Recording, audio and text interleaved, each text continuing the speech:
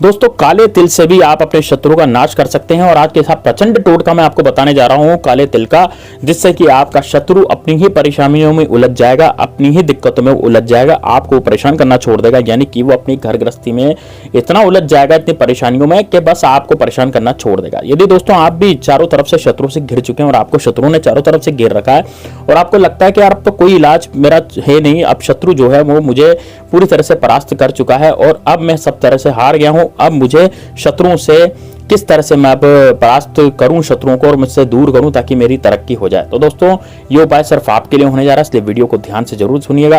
साथ ही में दोस्तों कमेंट बॉक्स में हर हर महादेव जरूर लिखेगा यदि आप महादेव बाबा के भक्त हैं, और यदि आप भगवान श्री राम के भक्त हैं तो जय श्री राम कमेंट बॉक्स में जरूर लिखेगा। साथ ही में दोस्तों जय बागेश्वर धाम सरकार जरूर लिखेगा, क्योंकि बागेश्वर धाम सरकार बाबा बहुत ज्यादा आपको आशीर्वाद प्रदान करेंगे और आपके शत्रु का भी नाश करेंगे। साथ ही में दोस्तों इस वीडियो को लाइक कर दीजिए। चलिए दोस्तों बात करते हैं कि किस तरह से शत्रु को परास्त करना है। देखिए दोस्तों आपको काले तिल का तो नाम जरूर सुना होगा। काले जो तिल होते हैं वो शत्रु नाश के लिए होते हैं, उनका प्रयोग ज्यादातर शत्रु नाश के लिए ही किया जाता है।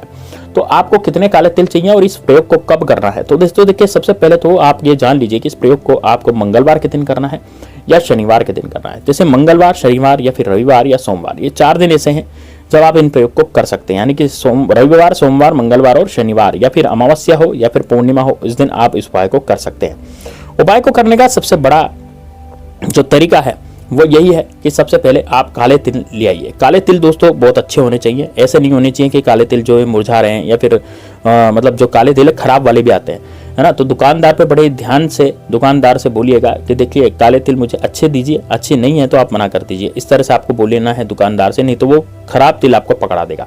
क्योंकि काले तिल हमेशा टोटकों में ही प्रयोग किए जाते हैं। काले तिल कोई चापता नहीं है ना। काले तिल दुश्मन को परास्त करने के लिए काम में लिए जाते हैं। तो आपको क्या है कि देखिए काले तिल यदि आप प्रयोग में लेंगे ना तो आपको ज्यादा उसका फायदा मिलेगा। देखिए अब सबसे पहले आपको क्या करना है, काले तिल लाने हैं। काले तिल मैंने आपसे कहा बढ़िया वाले काले तिल घर में ले आए। घर में लेने के बाद दोस्तों कितने लाने हैं, अब देखिए पाव भर जो काले तिल है 250 ग्राम काले तिल आप ले आइए, ताकि आप इसको समय समय पे प्रयोग करते रहें। बहुत सारे तिल आ जाते हैं, 250 ग्राम तिल बहुत सारे होते हैं दोस्तों, ठीक है ना, क्योंकि हल्के चढ़ते हैं ना काले तिल, इसलिए ज्यादा मात्रा में ये आ जाते हैं। अब आपको लेना है दोस्तों एक काला कपड़ा। देखिए काला कपड़ा जो है वो किसी भी तरह का होना चाहिए, कोट या चाहे तो आप कॉटन का ले लें, चाहे आप सिंथेटिक ले लें। देखिए होना काला उसका काला चाहिए, यानी कि काले कलर का ही कपड़ा होना चाहिए। आप सूती लें, चाहे आप टेरिकोट का लें, चाहे आप कोई सा भी लें, लेकिन कपड़ा ही होता है, ठीक है ना। काले कलर का वो होना चाहिए, यहाँ कलर से मतलब है हमें, ठीक है। तो आप काले कलर का कपड़ा ले आए। अब काले कलर का कपड़ा लेने के बाद आप क्या करेंगे, ये दोनों सामग्री आपने जुटा ली। जुटाने के बाद दोस्तों अब एक कागज ले लें। कागज जो है वो लाइन बिना का होना चाहिए, यानी कि सफेद कलर का कागज होना चाहिए और बिना लाइन का होना चाहिए। उस पर कोई किसी तरह की लाइन वगैरह नहीं खिंची हुई होनी चाहिए। इस तरह का कागज आपको लेना है और उस कागज पर काले कलर के मार्कर से आपको अपने शत्रु का नाम भी लिखना पड़ेगा, ठीक है ना। उस पर क्या करना पड़ेगा, काले कलर के मार्कर से अपने शत्रु का नाम लिखें। शत्रु का आगे का नाम, यानी कि जो सरनेम होता है वो नहीं लिखना, केवल नेम लिखना है। जैसे मान लीजिए मेरे शत्रु का नाम अजय सिंह है तो मैं केवल क्या लिखूंगा, अजय लिखूंगा। इस तरह से आपको नाम लिखना है। नाम लिख दिया काले कलर के मार्कर से। अब एक जो कपड़ा आपने लिया था उस कपड़े को सामने रखें सीधा, है ना। अब ये काम करना कब है, देखिए इस काम को करने के लिए आप या तो सुबह करें या सायकाल करें, ठीक है। सुबह के समय करेंगे तो 7 बजे के बाद कभी भी कर सकते हैं, लेकिन सायकाल करेंगे तो 5-6 बजे के आसपास जब दिया बत्ती का समय होता है तब आप इस कार्य को कर सकते हैं। तो शाम के समय आसानी से इस उपाय को किया जा सकता है। तो शाम के समय आप क्या करें, इसको एक मुट्ठी काला तिल आप लेंगे। एक मुट्ठी काला तिल लेने के बाद दोस्तों उसको अपने ऊपर से 7 बार मारेंगे, है ना। एक आपने क्या करा, एक मुट्ठी काला तिल लिया। एक मुट्ठी काला तिल लेने के बाद अपने ऊपर से इसको 7 बार मारना है क्लॉकवाइज, यानी कि घड़ी की सुई की दिशा में आपको मारना है। ध्यान रहे दोस्तों, घड़ी की सुई की दिशा में आपको अपने ऊपर से 7 बार मारना है। 7 बार मारने के बाद आपको क्या करना है, इस जो एक मुट्ठी काला तिल आपने लिया है इसको आपको डालना है पोटली में, यानी कि जो वो रुमाल या कपड़ा आपने काले कलर का कपड़ा लिया था उसमें आप डाल दें।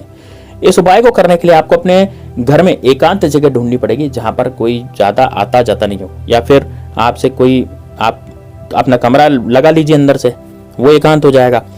केवल 5 ही मिनट की बात है, 5 मिनट के लिए आप इतना तो कर ही सकते हैं। तो कमरा लगा करके इस उपाय को करें और घर वालों को पहले भी बता दें कि भाई हम ये उपाय कर रहा हूँ, ताकि वो उपाय करते समय आपको टोके नहीं, आपको रोके नहीं, आपको कुछ कहे नहीं, ठीक है। तो बस इतना करें। और जो काले तिल जो आपने रखे हैं वो काले तिल आप काले कपड़े में रखें। काले कपड़े में रखने के बाद अब आप क्या करेंगे, इस काले कपड़े को आपको बांध लेना है, पोटली बना लेनी इसकी। पोटली बना ली। पोटली बना लेने के बाद अब क्या करेंगे, देखिए पोटली बना ली, काले तिल की पोटली बन गई, उसके अंदर आपने वो जो आपने नाम लिखा था शत्रु का वो डाल दिया। अब मान लीजिए आपके एक से ज्यादा शत्रु हैं, बहुत सारे शत्रु हैं या फिर गुप्त शत्रु हैं जो सामने से वार नहीं कर रहे, आपका क्या कराया करवा रहे हैं। ये होता है ना कितनी बार क्या होता है, अपने परिवार का कोई सदस्य जैसे बीमार पड़ गया एकदम से उसको कुछ हो गया, राइट। तो अब जैसे मान लीजिए कोई शत्रु है वो एकदम से आप पर किया कराया करा रहा है, तो हो सकता है आप भी बीमार पड़ जाएं या फिर हो सकता है आपके परिवार का सदस्य बीमार पड़ जाए या उसमें आपके परिवार में कोई ऐसी अड़चन आ जाए, ऐसी परेशानी आ जाए जिसके कारण आप बहुत ज़्यादा प्रॉब्लम फेस कर रहे हो, है ना। जैसे मान लीजिए जो डॉक्टर के पास आप ले गए तो डॉक्टर ने जवाब नहीं दिया, या फिर डॉक्टर ने जवाब दिया, मेडिसिन लिख दी लेकिन मेडिसिन उसको नहीं लग रही। इस तरह से कई सारी चीज़ें हो रही हैं, ठीक है ना। इस तरह से कई सारी चीज़ें हो रही हैं। तो अब आपको क्या करना चाहिए कि मान लीजिए कि आप कहीं भी किसी भी शत्रु के लिए वो कार्य कर रहे हैं, ठीक है ना, शत्रु के लिए कार्य कर रहे हैं, तो आपको क्या करना पड़ेगा, आपको वहां पर पर्ची पर जो आपने पर्ची बनाई है उस पर आपको शत्रु लिखना पड़ेगा। देखिए कागज की पर्ची पर यदि आपने शत्रु लिख दिया तो इसका मतलब ये हुआ कि आपके एक से ज्यादा शत्रु हैं और वो एक से ज्यादा या फिर गुप्त शत्रु हैं जो पीठ पीछे वार करते हैं, तांत्रिक क्रिया करवाते हैं, तो उसका जादू भी दोस्तों खत्म हो जाएगा।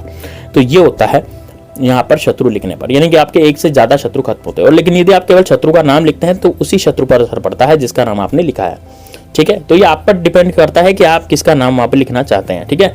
अब उसके बाद दोस्तों, अब सबसे पहले उसको आप पोटली में उस पर्ची को भी डाल दें। पोटली में पर्ची को डालने के बाद अब इसका क्या करना है, इस पोटली का क्या करना है, बड़े ध्यान से सुनिएगा इसका क्या करना। अब दोस्तों इस पोटली को आपको ले जाना है किसी बंजर जगह पर। बंजर जगह कौन सी होती है, देखिए बंजर जगह शमशान भूमि भी होती है, वो भी बंजरी है, और ऐसी भूमि होती है जहां पर कोई पेड़ पौधे भी नहीं उगते, है ना। जैसे गांव में आसपास खेत वगैरह के आसपास कुछ ऐसी जमीन होती है जहां पर कुछ पेड़ पौधा या कुछ निपसता नहीं, कुछ उगता नहीं है वहां पर। ऐसी जगह पर जहाँ कोई आता जाता भी नहीं है, जो बिल्कुल खाली पड़ी हो, तो वहां पर आप इसको डाल सकते हैं। और डालना कैसे है, आपको थोड़ा गड्ढा खोदना और उसके अंदर इसको गाड़ देना पोटली समेत। आपको पोटली नहीं खोलनी, पोटली समेत उसको गाड़ दें और इस पर मिट्टी ढक दें। दोस्तों इतना जबरदस्त प्रभाव पड़ेगा 24 घंटे के अंदर शत्रु पर कि शत्रु अपनी प्रॉब्लम में, अपनी समस्या में खुद ही उलझ के रह जाएगा।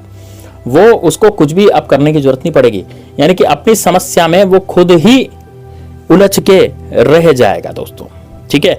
और वो अपनी समस्या में इतना उलझ जाएगा कि आप पर उसका ध्यान ही नहीं जाएगा, आपको परेशान ही नहीं करेगा। मान लीजिए आपको आकर के गाली गलौज करता हो तो वो भी बंद हो जाएगा। आपका पड़ोसी आपको परेशान करता हो तो पड़ोसी अब खुद की समस्या में उलझ गया, अब वो समस्या उसकी खत्म नहीं होगी कभी भी, तो वो अपनी समस्या में उलझ जाएगा, आप पर कुछ किया कराया नहीं करवाएगा, है ना। किसी की शत्रु की आपकी दुकान पर नजर हो तो वो अपनी समस्या में उलझ गया, अब आपकी दुकान की तरफ वो ध्यान नहीं देगा, यानी कि शत्रु का ध्यान पूरी तरह से भटक जाएगा और आप पर वो किसी तरह का कोई ध्यान नहीं देगा। इसी तरह से सारे शत्रुओं पर होगा। आप खुद देख लीजिएगा, यदि किया कराया कराने की उसने कोशिश भी करी या शत्रु ने आपके शत्रुता करने की उसके बाद कोशिश भी करी, तो वो खुद ही बहुत बड़ी खता खाएगा, यानी कि उल्टा उस पर ही असर हो जाएगा। दोस्तों बड़ा जबरदस्त प्रयोग है, बहुत तात्कालिक प्रयोग है दोस्तों, ये इसको जरूर कीजिएगा।